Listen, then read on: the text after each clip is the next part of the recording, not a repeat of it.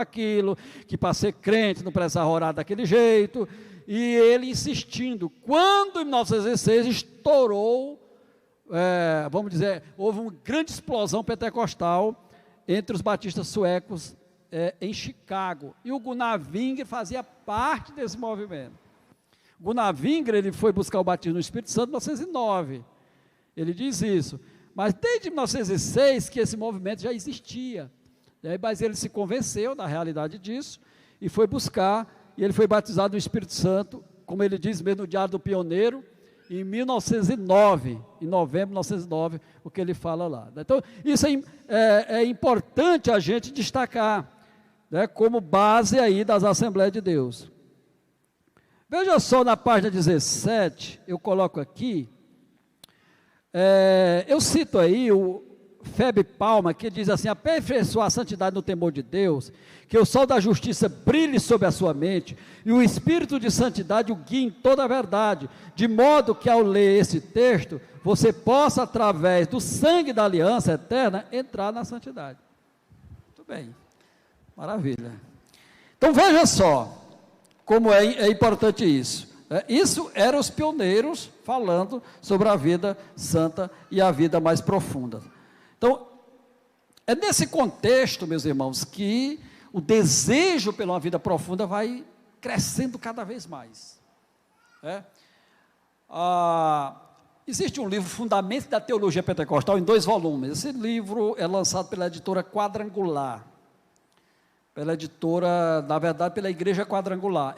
Eu recomendo esse livro para os irmãos, principalmente para os jovens, obreiros. É um tratado de teologia sistemática em 2 volumes, na perspectiva pentecostal. Para quem não sabe, a Igreja Quadrangular, nos Estados Unidos, ela faz parte das Assembleias de Deus, não é como aqui, que é uma denominação independente, mas lá são 22 denominações que formam as Assembleias de Deus. E ela foi fundada pela Aimee Semple McPherson, que congregou na missão da Avenida Norte de Chicago, com Ilha Durant, que Wingre também congregou. Então eles vêm do mesmo tronco. Vem do mesmo tronco a Aimee Semple McPherson, vem do mesmo tronco Luiz Francisco, da Congregação Cristã do Brasil, que congregou também na missão da Avenida Norte de Ilha Durant, que Wingre também estava lá. Foram contemporâneos, se conheceram. Muita gente não sabe disso. Então, a história está sendo resgatada e a gente vai ver que tiveram um tronco comum com tradições diferentes, que deu origem a momentos diferentes. Mas aquele livro, ele mostra que se as condições de busca de santidade, busca por uma vida santa com Jesus, com o poder do Espírito Santo, você vai ter esse clima neotestamentário que vai ter renovação. Vai ter renovação. Por que no tempo passado era mais comum as pessoas receber o batismo no Espírito Santo? Havia expectativa, havia um desejo de uma vida santa, de uma vida pura, havia essa expectativa da vinda de Jesus. Os cristãos queriam se aproximar de Deus, não para saber quanto é que vai ganhar, quanto é que vai levar, quanto é que isso vai render para mim, mas eles estavam dispostos a perder, e na verdade fazer a perder, e não ganhar. E quando há esse ambiente espiritual, vai se manifestar a glória de Deus, vai se manifestar a glória de Deus. Então é isso que nós estamos mostrando nesse background aqui, nesse pano de fundo, que vai dar origem ao movimento pentecostal assembleiano, da Assembleia de Deus. Tá bom, queridos? Então, é isso que nós vamos ver. Aí nós falamos da outra vertente do perfeccionismo, que era o movimento, na verdade, o movimento da vida profunda. Nós vimos falar muito em Charles Finney. Eu era novo na fé, me lembro demais, eu fui assistir um estudo no estado do Maranhão. Eu, novo convertido, e o pregador, me lembro até o nome do pastor, chamava-se Joel, e ele estava dando um estudo sobre Charles Finney. Charles Finney, que foi um avivalista, teve algumas ênfases dele, que hoje é criticado, principalmente aí pelo movimento reformado, mas ele deixou um legado muito grande, dessa busca pela vida profunda. A CPAD traduziu uma teologia sistemática dele há algum tempo. Nós colocamos aí na página 18, sobre o Finney. Tanto Charles Finney como o Mahan acreditavam ter experimentado a inteira santificação. Em sua obra Perfeição Cristã, Mahan comenta: Mateus, sede perfeito como perfeito é o vosso Pai. Meus irmãos, a perfeição de Deus é a perfeição absoluta. Ninguém vai ser como Deus. Se a gente fala em buscar perfeição aqui, é a palavra grega teleios, quer dizer, vamos dizer, maduros, mais amadurecidos, um cristão que cresceu, um cristão que sabe os princípios da sua fé, um cristão que sabe os princípios bíblicos. Esse é o perfeito, não é a pessoa que não tem pecado, não é a pessoa que não tem falhas. Isso a gente precisa dizer aqui. Ele diz que duas características importantes dessa passagem exigem nossa atenção. Primeiro, o mandamento seja perfeito. Segundo, a natureza e a extensão do mandamento, assim como vosso Pai é perfeito. Em outras palavras, somos obrigados a ser tão perfeitos, santos, livres de todo pecado em nossa esfera, como criatura, como Deus, nosso Criador, é soberano. Isso aqui é exatamente a ênfase do final do século XIX, que eu estou dizendo, que vai gerar o movimento que buscava eu falei aqui de mortificação e erradicação do pecado. Alguns exageraram e buscaram erradicar o pecado da sua vida. Vai gerar frustração. Ninguém vai conseguir suplantar a natureza pecaminosa, de forma que ela não exista mais. Ela existe. O que nós temos da parte de Deus? O Espírito Santo. Romanos, capítulo 7, capítulo 8, eu escrevi uma revista chamada Maravilhosa Graça, e um livro de apoio também, da Escola Dominical, onde nós mostramos que o desespero nosso, ele só tem solução quando nós vemos aquele grito de Paulo: miserável homem que sou, quem me livrará do corpo dessa morte?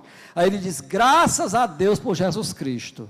Aí ele vai falar da lei do Espírito de vida, que em Cristo Jesus te livrou da lei do pecado e da morte. Quer dizer, o Espírito Santo é que mortifica, nos dá condição de mortificar o pecado na vida. Você tem desejo? Tem. Quem não tem desejo, só quem já morreu. Não desejo mais. Uma vez um jovem mandou um e-mail para mim dizendo: pastor Zé Gonçalves, agora eu estou crente mesmo, me reconciliei. Pastor, eu estou crente que para mim mulher agora é homem. Aí eu fico assombradinho com isso aí. Eu digo: não, meu irmão, mulher vai continuar sendo mulher, você vai continuar tendo desejos, Resultado, depois aquele rapaz até se desviou, viu? Mulher, não dá certo a gente querer negar a realidade. Nós temos a natureza pecaminosa, mas nós não vamos pegar isso como desculpa. Nós temos o Espírito Santo para vencer o pecado. Viu, meus irmãos? Meu irmão, não pude evitar isso. Meu Deus, minha carne é fraca. Nada disso. Eu tinha um colega meu pastor que disse que tem muito crente que na carne não é fraca, na carne é sem vergonha.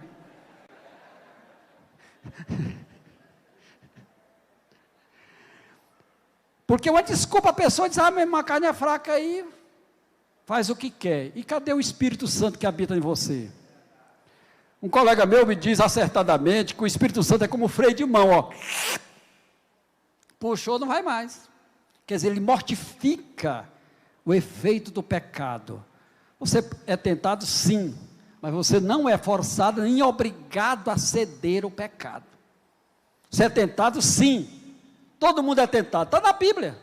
E não nos deixe cair em tentação. A palavra tentação é a mesma, peirasmos, a palavra quer dizer tentar ou provar. Quando vem no contexto de Deus, Deus está nos provando, nos testando. Quando vem do diabo, é nos tentando, porque o diabo tenta para derrubar, para lhe acabar. E Deus permite a provação para lhe aperfeiçoar.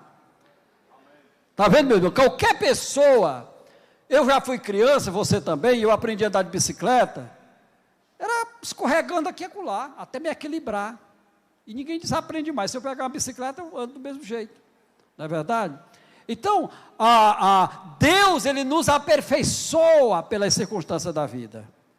Mas é preciso você vencer. E quando você vence a tentação, você se torna mais forte para vencer a outra. Amém? E se você nunca resistir à tentação, você nunca vai ser um cristão maduro. Vai ser um cristão fraco. Um cristão sujeito, né? É o que a gente vê, cristãos que vivem lá em cima e lá embaixo todo tempo, não tem um padrão. Vamos para frente. Então, vemos aí a questão da perfeição. Essa questão da inteira santificação era um movimento muito forte nos Estados Unidos, movimento de linha metodista, né? Que era uma radicalização daquilo que Wesley pregou. A inteira santificação. E o que ele dizia? Você, quando aceita Jesus, você é justificado, mas ficou uma rebarba de pecado em você, que você só vai arrancar ela quando tiver uma experiência de crise, que é chamada a segunda obra da graça, que era arrancar isso da sua vida. Aí você estava o crente perfeito. E isso era muito forte nos Estados Unidos. Nós temos teólogos e pioneiros do pentecostalismo, como o Joseph Hossfauer, que foi o secretário da Assembleia de Deus muitos anos. Ele veio do movimento de santidade. Ele foi batizado no Espírito Santo, né, aí em 1906, 1907, mas ele acreditava, depois ele mudou o nome de inteira santificação para inteira consagração. Ele mudou o nome, mas o princípio era o mesmo. Quem se converteu naquele período tinha que ter uma experiência de crise, você tinha que sentir que estava santo. Hoje para nós isso é estranho, como é que você vai se sentir que foi santificado? Nossa doutrina ela passou pela mudança, a partir da obra consumada de Duran, e ela vai hoje ser uma doutrina mais reformada, que diz o seguinte: a santificação ela acontece em 3 estágios. Ela é posicional, você aceita Jesus, você é santificado na mesma hora. A santificação posicional. A justiça de Cristo é atribuída a você. Isso é a santificação posicional. Não quer dizer que você não tem defeito. Tem. Paulo escreveu aos Coríntios, capítulo 1, versículo 1. Ele vai dizer aos santos que estão em Corinto. Quem eram esses santos? Ele diz: é o cara que possuía a mulher do pai. Ele vai dizer que o que tinha briga, estava em discórdia, fazia parte disso. Isso que impressiona. Mas eram santos posicionalmente. Mas aí tem a santificação progressiva, que você precisa se aperfeiçoar no temor de Deus. É a mortificação do pecado. Para chegar a uma santificação final, que é essa quando vier na glória, que você vai estar livre disso aqui. Mas enquanto lá, você posicionalmente em Cristo, você é santo. Mas isso deve lhe impulsionar a buscar uma vida com Deus, se separando do pecado, dizendo não ao pecado, buscando em Cristo o revestimento do Espírito, porque Paulo diz bem claro em Romanos 8, 13, 12, 13, ele diz: assim, meus irmãos, não sois mais devedores à carne, como se fosse constrangido a viver segundo a carne, porque se você viver segundo a carne, você caminha para a morte, mas se pelo Espírito mortificardes, necrossaté, mortificardes os feitos do corpo, você certamente viverá. Quer dizer, tem sua parte, irmãos, tem sua parte, irmã, tem sua parte da santificação, de buscar em Cristo, né, pelo Espírito de Deus, essa vida diferente, essa vida que agrada a Deus, essa vida que o Espírito de Deus ajuda você a viver. Então isso é importante que nós estamos falando aí, tá bom, queridos? Deixa eu avançar mais.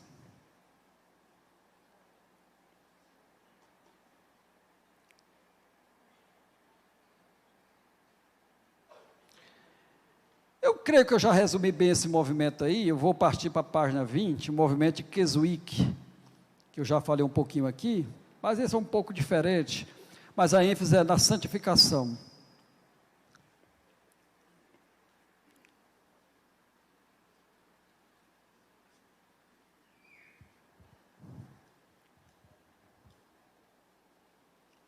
Aí você começa a entender por que a Assembleia de Deus, ela tem ainda essa ênfase na vida santa. É evidente, irmãos, que muitas vezes foi confundido com legalismo, né?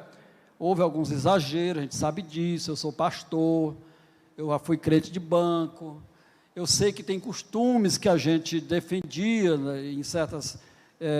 eu não falo em costume de igreja de outros colegas, porque eu sei que cada igreja tem suas particularidades, estou falando de uma forma mais geral, né? E a gente segue aquela linha do pastor Antônio Gilberto, que uma boa doutrina gera bons costumes também, não é verdade? Então, mas havia alguns exageros, alguns confundiam aquilo que era local com universal, confundia costumes com doutrina, e isso, eu sou de um tempo que irmão censurava a mulher andar de bicicleta. Mas quem censura a mulher andar de bicicleta hoje? Acho que ninguém quer andar mais porque tem carro, né? Todo mundo tem uma moto, tem um carro, né? Mas eu sou de um tempo que um irmão foi apresentar um programa, veio da cidade de Fortaleza, e foi mostrar um vídeo de um pregador e botou uma televisão lá dentro do templo. Os crentes saíram tudo correndo dentro da igreja, porque tinham botado a imagem do diabo, da besta fera dentro do templo, né? Isso aconteceu, não é verdade? A gente sabe, né? Hoje a gente sabe que quase todo cristão tem uma TV a cabo. Eu conheço igrejas que é proibido ter televisão, mas eu já soube que tem presbítero com televisão dentro do guarda-roupa, né? Escondido. Aí, isso não resolve, né? O que a gente vai querer mostrar para os irmãos, que não adianta a santificação por fora se ela não vem por dentro. Não é verdade? Se o Espírito de Deus não mudar nosso coração, nós não vamos mudar nossa mente. Então nós precisamos entender que a santificação é uma obra do Espírito interna, e que a gente precisa ter limites também. Não é verdade? Eu não posso ter uma TV a cabo com todo canal que vai passar porcaria. Eu tenho que ter o bom senso, eu tenho que ter limites para saber aquilo que eu posso ver e o que eu não posso ver. O que eu posso assistir, o que eu não posso assistir. Eu sou crente, sou livre, posso... Não, negativo. Todas as coisas me são lícitas, mas nem todas convêm. Todas as coisas são lícitas, mas nem todas edificam. Você está entendendo, irmão, que a santidade... Então veja que algumas coisas são hoje aceitas, e tem pessoas que não vêem nenhum problema com isso, mas a gente vai ver que veio a cultura mundana que está influenciando. Mas a gente precisa ter cuidado para não cair num legalismo morto, cego, que é mais uma obra da carne do que uma obra do Espírito. Então a gente precisa ter certos cuidados. Já houve na história da Assembleia de Deus, muitos irmãos foram disciplinados, está nas atas da Assembleia de Deus, porque tinha rádio, porque tinha rádio. Hoje a rádio ninguém nem assiste mais, porque as redes sociais acabaram matando o pobre rei do rádio, né? Quase ninguém nem assiste. Poucas pessoas, tem pouco acesso. Mas nós temos, como diz aqui o pastor Júnior, nós precisamos saber usar as tecnologias hoje. Hoje uma internet é muito mais desafiador do que uma televisão. Não é verdade? É muito desafiador até para os adolescentes, o contato com o mundo virtual. Tem um programa no ID que eu assisto, programa policial, que tantos jovens são enganados por pessoas que estão do outro lado, se passando como se fosse, às vezes é um cara de 50 anos, é um predador, um pedófilo, se passando por um adolescente, e engana tantas pessoas. É um desafio para os pais hoje, é verdade? Então a santidade, ela tem que impor limites na gente, também. Então nós vamos ver aí o movimento de Keswick, que era um movimento da vida superior, né? Nós colocamos aí, no final da página 20, para o início da página 21, a primeira, na final da página 20, assim, no final da página 20, na segunda metade do século XIX, o movimento de santidade possuía duas vertentes. A primeira delas estava associada à tradição metodista, enquanto a outra, a de Keswick, estava ligada à tradição reformada. Keswick se tornou o termo usado para se referir a uma convenção realizada na cidade de Keswick, na Inglaterra, a partir de 1875. Esse movimento estava ligado ao movimento Vida Superior de William Brodmann. que acreditava que a expressão vida superior era mais apropriada para expor o que ensinava o Novo Testamento, de acordo com ele. Então, ele evitava essa questão do movimento de santidade, da inteira santificação, porque dava a ideia que você ia viver sem pecado, e para ele isso não era possível. Então, ele criou esse termo vida superior, é uma vida profunda, que não desconsidera a natureza adâmica, a natureza pecaminosa, mas busca em Cristo Jesus, pelo Espírito Santo, suprimir isso, ou mortificar essa tendência nossa para o mal. Então nós vemos aí, de acordo com ele, Lutero, seguindo os ensinos de Paulo, cria que a justificação trazia santificação, justiça no sentido de justificação, pois esse sentido estão incluídos no termo justiça de Deus, usada por Paulo e exaltada por Lutero, e em ambos os sentidos. Cristo é completo para o crente, e em ambos o crente é completo em Cristo. Isso é palavras do Brodmann, né, que escreveu aí o Right Christian Life, que é a vida superior, a vida em Cristo. Então, essas pessoas faziam modificações, mas procurando se adequar, né, ao contexto bíblico. Então, isso é bem interessante.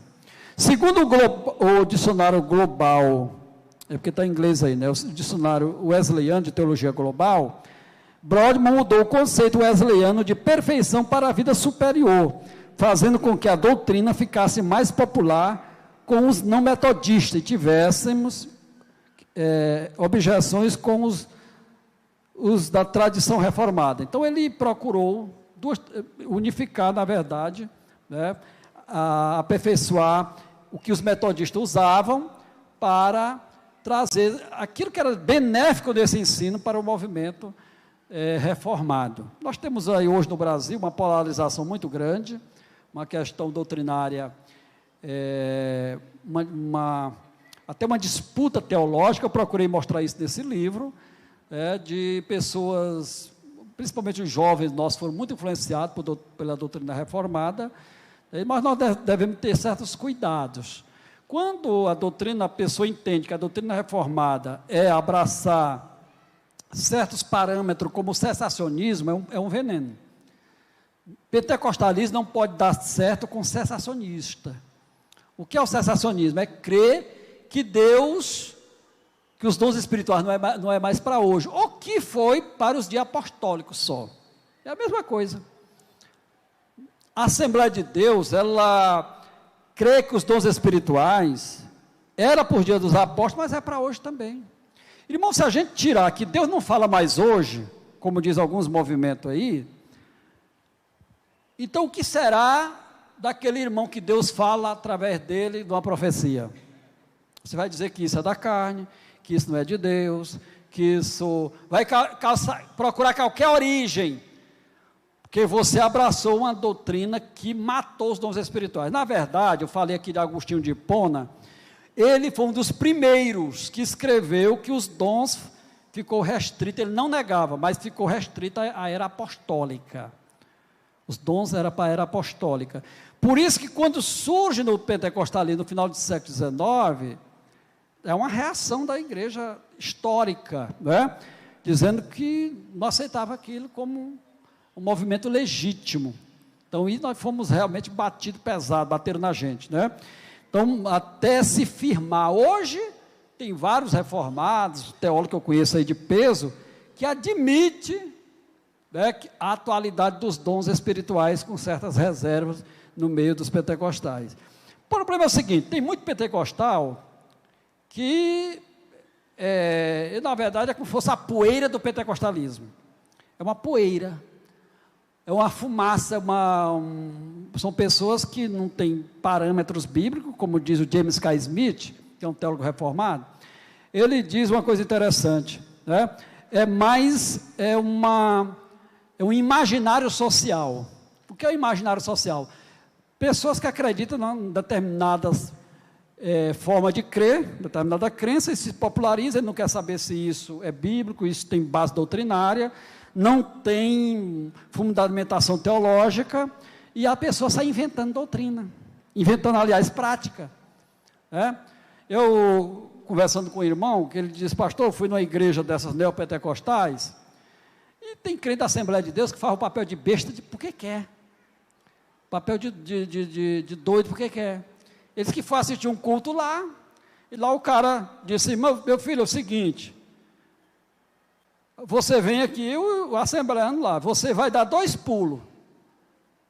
Aí ele foi lá, o primeiro pulo ele deu, pá, é R$300 que você vai dar de oferta. Aí lá ficou com medo de dar o segundo. Se dá o segundo, ele deu 600 conto. Você vai dar R$600.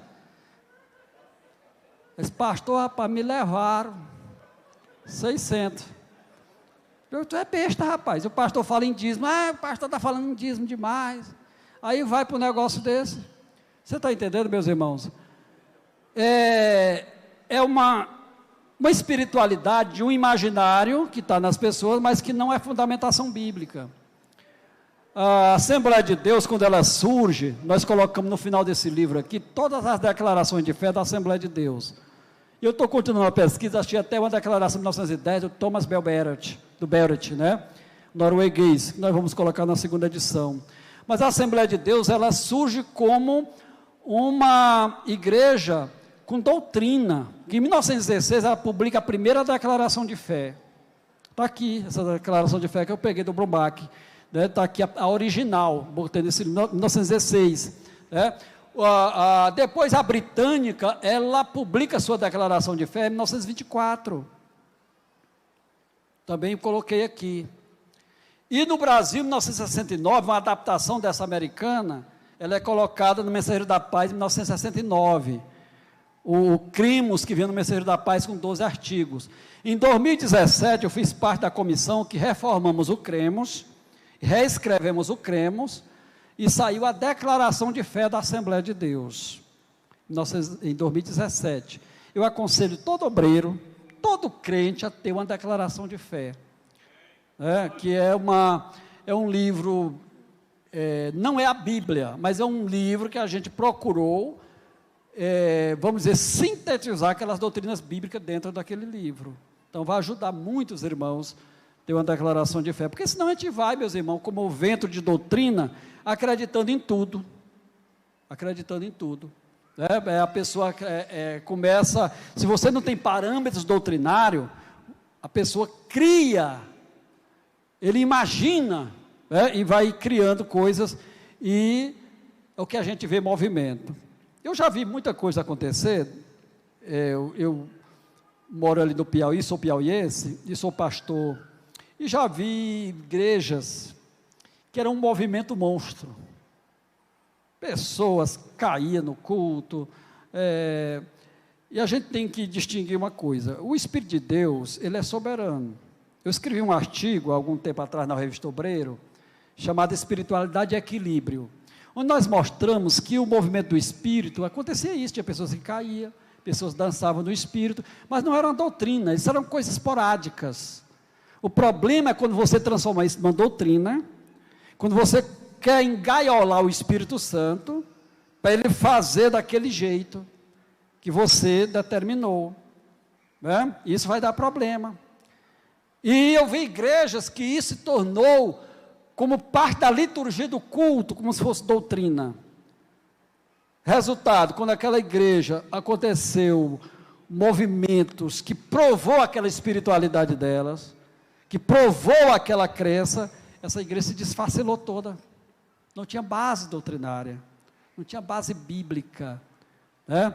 Então a gente precisa saber disso, fundamentar na palavra, né, no ensino bíblico, se queremos agradar a Deus, amém, queridos? Glória a Jesus. Quem glorifica o nome de Jesus, amém? Pois bem, nós citamos aí, esse dicionário global, a convenção de Chiswick ficou encarregada de promover essa vida vitoriosa. No contexto de Chiswick, a vida mais profunda era operacionalizada pela capacitação do Espírito Santo, que proporcionava o cristão viver em santidade na prática, aí no final da página 21. Então, é isso que se buscava, uma vida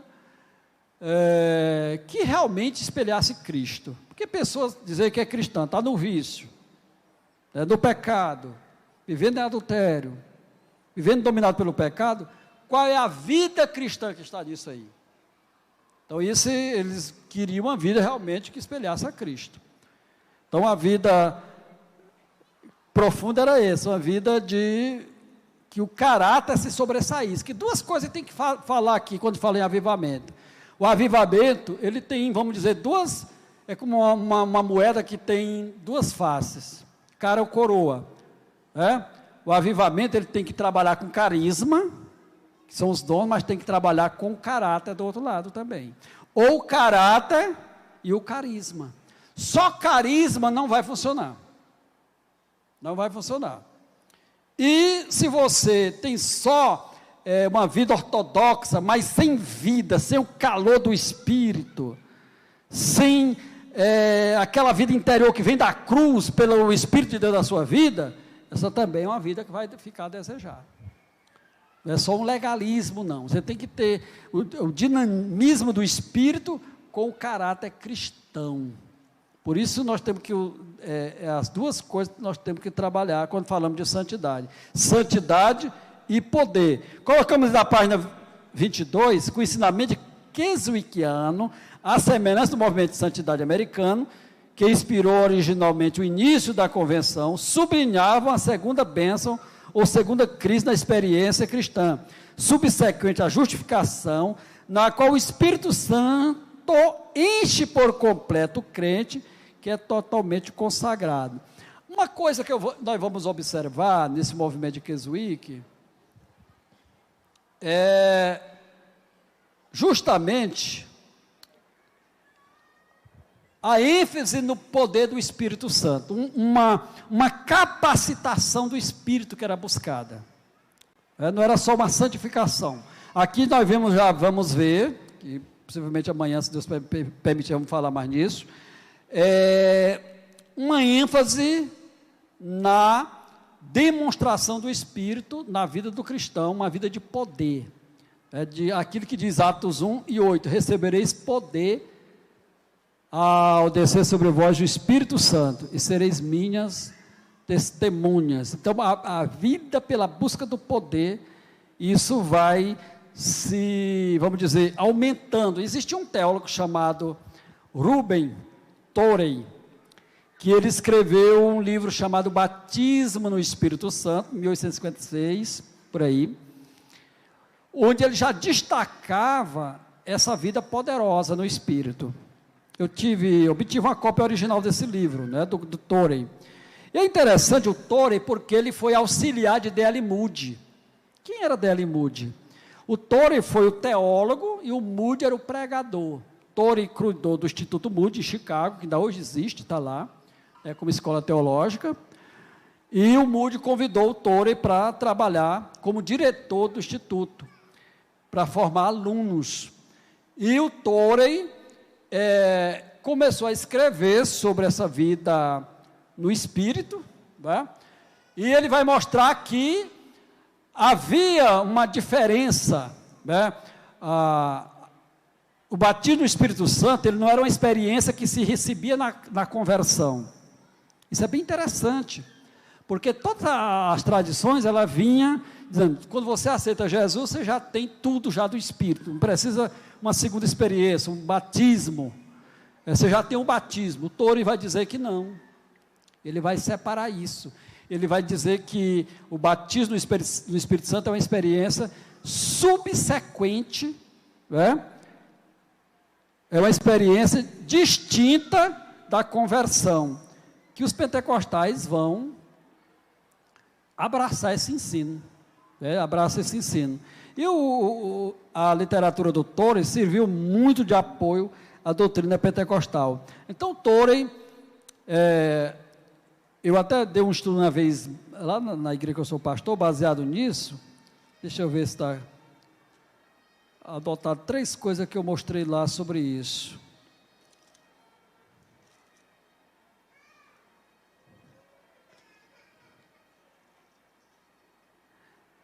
Eu coloquei as marcas do Pentecostes, A gente explora isso era uma experiência necessária, era uma experiência definida, e era uma experiência capacitativa. Eram esses 3 princípios. Uma experiência necessária, uma experiência definida. O batismo no Espírito Santo, o revestimento no pentecostalismo, é algo que você sabe que recebeu. Por que essa ênfase nas línguas? E aí tem um contexto teológico. Evidentemente, nós temos base no Novo Testamento, no livro de Atos, mas historicamente, o Charles Parham, que foi aquele irmão que vinha de vários movimentos de busca de Deus, em 1901, ele, com os alunos dele, tem aquela experiência do falar línguas, e ele coloca essa experiência de línguas, se falar em línguas, como a marca ou sinal, que eles chamavam evidência ou sinal do batismo no Espírito Santo. Um aluno dele, que a gente conhece pela história, chamado William Simon, acredita nisso. Em 1906, acontece o avivamento da Rua Azusa, com a doutrina das línguas como evidência. Depois, Azusa influencia William Durant de Chicago, e o William Durant vai dizer as línguas como evidência do batismo no Espírito Santo, segundo o livro de Atos. Gunnar Wingre congrega com Durant, acredita nisso também e traz isso para a Assembleia de Deus do Brasil. Então, é um pilar da Assembleia de Deus a doutrina das línguas como evidência. É uma experiência distinta, uma evidência física. E eu, como pentecostal, que passei pela experiência pentecostal do falar em línguas, eu digo aqui, como diz aqui, é uma experiência necessária e é uma experiência definida. Você sabe que algo aconteceu. Nós precisamos voltar para o que a palavra diz, para ter isso definido na nossa vida. O batismo do Espírito Santo é uma experiência definida, que você sabe que recebeu. Então, os pioneiros aqui, eu coloquei toda a teologia carismática, da maioria deles, todos eles batiam nessa tecla. Copley, línguas era evidência, escreveu muito sobre isso. Durant, línguas era evidência, escreveu muito sobre isso. Todos eles escreviam sobre essa experiência pentecostal. Tá bom, meus irmãos? Então, isso é importante a gente destacar, quando a gente fala dessa experiência capacitativa e bem definida, que os nossos pioneiros trouxeram para cá. E não era difícil isso não, meus irmãos. Quando nós temos, eu citei aqui os livros Fundamentos da Teologia Pentecostal, quando você tem o ambiente adequado, o ensino correto, você vai ver isso acontecendo. Não precisa desespero, não precisa inventar nada, a coisa vai acontecendo, Deus vai trabalhando de uma forma bem especial, tá bom? Eu já estou chegando aqui ao final, vou deixar aqui os 15 minutos finais para o pastor fechar o trabalho. Amanhã a gente continua, a gente vai destacar outros fatos sobre santidade e poder, continuando nosso estudo e destacando mais algumas coisas que eu considero necessárias nesse estudo da santificação. Tá bom, meus irmãos? Quero agradecer a todos que me ouviram nessas quase 2 horas aí de exposição, né? E vamos orar para Deus continuar abençoando a nossa igreja, abençoando o Brasil, abençoando o movimento evangélico, que a cada dia passa por um esgarçamento muito grande, né? E a gente precisa de uma renovação. O Donald G., que é um dos teólogos que eu coloco aqui, ele escreveu algo interessante. Os pentecostais estão precisando de um novo Pentecostes. Nós estamos precisando de um novo Pentecostes, que venha mexer, nos sacudir, nos avaliar e fazer o que aconteceu com esses pioneiros, idealizar o reino de Deus como ele deve ser idealizado, tá bom? Deus nos abençoe por hoje, em nome de Jesus. Glória a Deus. Quantos fazer amém, queridos? Repita após mim. Pastor Josué Gonçalves. Muito obrigado.